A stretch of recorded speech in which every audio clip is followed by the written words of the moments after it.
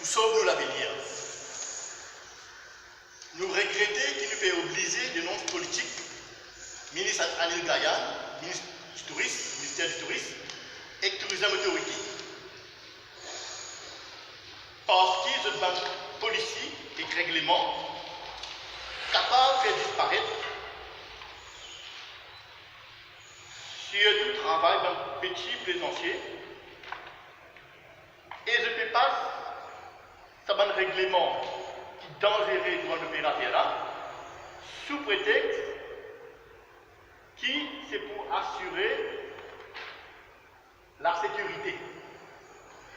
Et nous sommes capables de ressortir qui, au contraire, d'autres policiers et règlements capables de représenter un danger et une menace potentielle pour la sécurité en mer.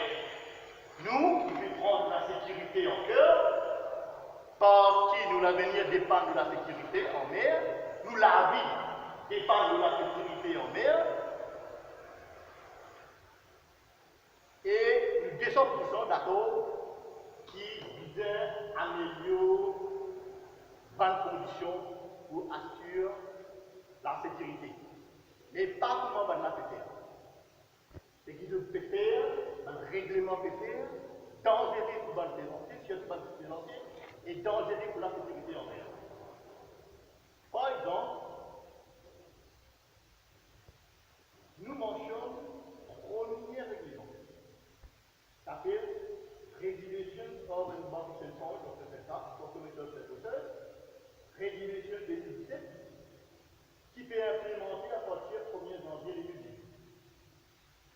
D'abord, nous pouvons faire ressortir qui, avant qu'il passe ce règlement-là, et avant qu'il doit implémenter lui, pas nous faire aucune consultation avec aucun opérateur. C'est le 18 mai 2018, le ministère du Tourisme, qui organise, nous capable de faire un iWash workshop au niveau national en Belgique. Pas de plaisancier, à l'unanimité dans la salle, puis démontré de ce scolaire, en présence du ministre Anil Gayan. Un workshop là, qui nous organise seulement après qu'il nous fait une grosse pression sur le ministère public.